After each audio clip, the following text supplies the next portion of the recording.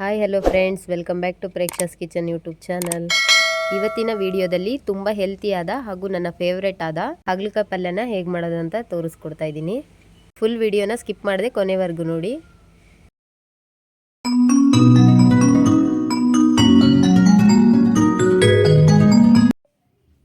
ಮೊದಲಿಗೆ ಒಂದು ಬಾಣಲಿನ ಕಾಯಕ್ಕೆ ಇಟ್ಬಿಟ್ಟು ಅದಕ್ಕೆ ಹಾಗಲಕಾಯಿನ ಹಾಕ್ತಾ ಇದ್ದೀನಿ.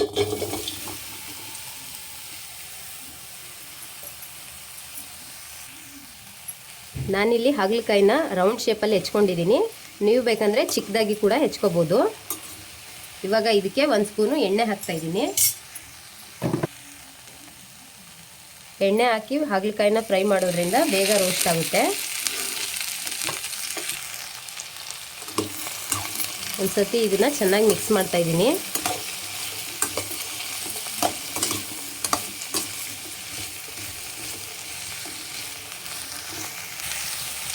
ನಾನು ಇಲ್ಲಿ ಹಾಗಲಕಾಯಿದು ಬೀಜ ಎಲ್ಲ ತೆಗೆದಿಲ್ಲ. ನಿಮಗೆ ತುಂಬ ಕಹಿ ಅನಿಸಿದರೆ ನೀವು ಬೀಜನ ತೆಗೆದು ಹೆಚ್ಕೋಬೋದು.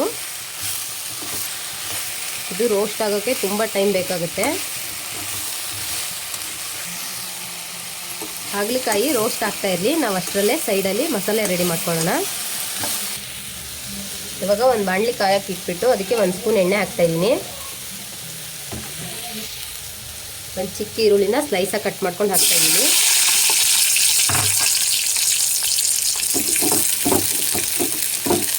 ಈರುಳ್ಳಿ ಸ್ವಲ್ಪ ಕಲರ್ ಚೇಂಜ್ ಆಗೋವರೆಗೂ ಫ್ರೈ ಮಾಡ್ಕೊಳ್ಳೋಣ. ಒಂದು ಸ್ವಲ್ಪ ಬೆಳ್ಳುಳ್ಳಿ ಹಾಕ್ತಾಯಿದ್ದೀನಿ.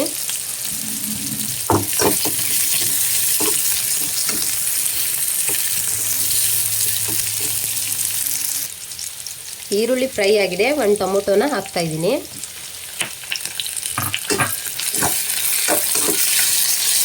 ಟೊಮೊಟೊನು ಕೂಡ ಸಾಫ್ಟ್ ಆಗೋವರೆಗೂ ಫ್ರೈ ಮಾಡ್ಕೊಳ್ಳೋಣ. ಇವಾಗ ಒಂದು ಸ್ವಲ್ಪ ಕೊಬ್ಬರಿನ ಹಾಕ್ತಾಯಿದ್ದೀನಿ.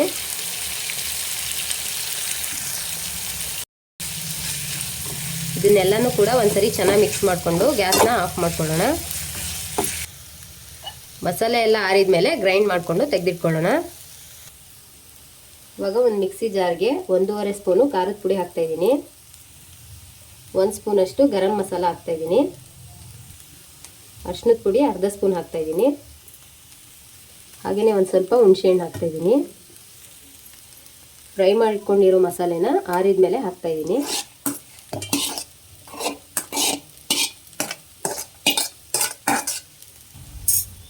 ಇದಕ್ಕೆ ಒಂದು ಸ್ವಲ್ಪ ನೀರು ಹಾಕ್ಬಿಟ್ಟು ತರತರಿಯಾಗಿ ರುಬ್ಕೊಳ್ತಾ ಇದ್ದೀನಿ. ಹಾಗಲಕಾಯಿನ ಈ ರೀತಿ ಚೆನ್ನಾಗಿ ರೋಸ್ಟ್ ಮಾಡ್ಕೋಬೇಕು, ಎಣ್ಣೆ ಎಲ್ಲ ಡ್ರೈ ಆಗೋ ತನಕ. ಇದು ಇವಾಗ ಆಗಿದೆ, ಸೈಡಲ್ಲಿ ತೆಗೆದಿಟ್ಕೊಳ್ಳೋಣ. ಇವಾಗ ಅದೇ ಬಾಣಲಿಗೆನೆ ಒಂದು 2.5 ಸ್ಪೂನಷ್ಟು ಎಣ್ಣೆ ಹಾಕ್ತಾ ಇದ್ದೀನಿ.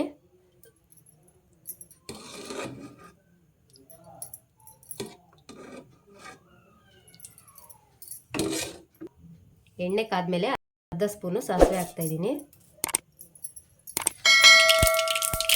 ಒಂದು ಈರುಳ್ಳಿನ ಈ ರೀತಿ ಚಿಕ್ಕದಾಗಿ ಕಟ್ ಮಾಡ್ಕೊಂಡು ಹಾಕ್ತಾ ಇದ್ದೀನಿ.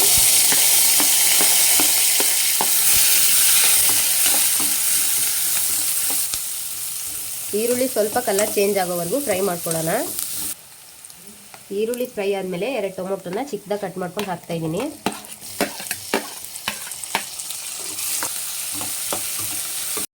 ಟೊಮೊಟೊನು ಸ್ವಲ್ಪ ಫ್ರೈ ಆಗಬೇಕು. ಇದೆರಡು ಇವಾಗ ಚೆನ್ನಾಗಿ ಫ್ರೈ ಆಗಿದೆ. ರುಬ್ಬಿಟ್ಕೊಂಡಿರೋ ಮಸಾಲೆನ ಹಾಕ್ತಾ ಇದ್ದೀನಿ.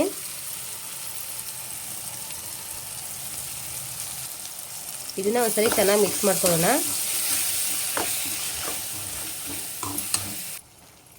ಇವಾಗ ಅದೇ ಜಾರಿಗೆನೆ ಸ್ವಲ್ಪ ನೀರು ಹಾಕ್ಬಿಟ್ಟು ಹಾಕ್ತಾ ಇದ್ದೀನಿ.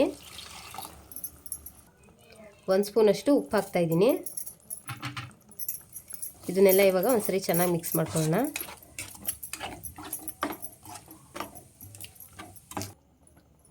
ಇವಾಗ ರೋಸ್ಟ್ ಮಾಡಿ ಇಟ್ಕೊಂಡಿರೋ ಹಾಗಲಕಾಯಿನ ಮಸಾಲೆಗೆ ಹಾಕ್ತಾ ಇದ್ದೀನಿ.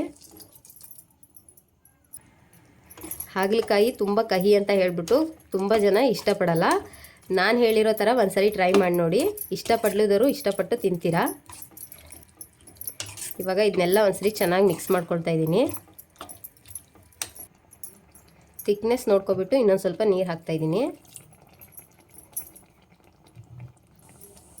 ಏಕೆಂದರೆ ಇದು ಬೇಯುವಾಗ ಡ್ರೈ ಆಗಿಬಿಡುತ್ತೆ.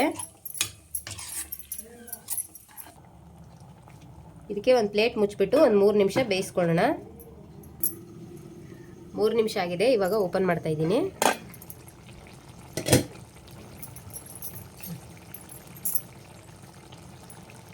ಲಾಸ್ಟಲ್ಲಿ ಒಂದು ಸ್ವಲ್ಪ ಬೆಲ್ಲ ಹಾಕ್ತಾ ಇದ್ದೀನಿ. ಬೆಲ್ಲ ಹಾಕೋದ್ರಿಂದ ಕಹಿ ಅಂಶ ಸ್ವಲ್ಪ ಕಡಿಮೆ ಆಗುತ್ತೆ. ಇದನ್ನೆಲ್ಲ ಇವಾಗ ಒಂದ್ಸರಿ ಚೆನ್ನಾಗಿ ಮಿಕ್ಸ್ ಮಾಡಿಕೊಂಡು 1 ನಿಮಿಷ ಹಾಗೆ ಬೇಯಿಸ್ಕೊಳ್ಳೋಣ. 1 ನಿಮಿಷ ಆಗಿದೆ. ಇವಾಗ ಹಾಗಲಕಾಯಿ ಪಲ್ಯ ರೆಡಿಯಾಗಿದೆ. ಹಾಗಲಕಾಯಿ ಪಲ್ಯ ರೊಟ್ಟಿ, ಚಪಾತಿ ಹಾಗೆ ಬಿಸಿ ಅನ್ನಕ್ಕೆ ತುಂಬ ಚೆನ್ನಾಗಿರುತ್ತೆ ಕಾಂಬಿನೇಷನ್ ಆಗಿ. ಈ ರೆಸಿಪಿನ ನೀವು ಕೂಡ ಮನೇಲಿ ಒಂದ್ಸರಿ ಟ್ರೈ ಮಾಡಿ ಹೇಗೆ ಬಂದಿದೆ ಅಂತ ಕಮೆಂಟ್ ಮಾಡಿ. ಈ ವಿಡಿಯೋ ನಿಮಗೆ ಇಷ್ಟ ಆಗಿದ್ರೆ ಲೈಕ್ ಮಾಡಿ, ಶೇರ್ ಮಾಡಿ, ಹಾಗೆ ನಮ್ಮ ಪ್ರೇಕ್ಷಾಸ್ ಕಿಚನ್ ಯೂಟ್ಯೂಬ್ ಚಾನಲ್ನ ಸಬ್ಸ್ಕ್ರೈಬ್ ಮಾಡಿ. Thank you for watching.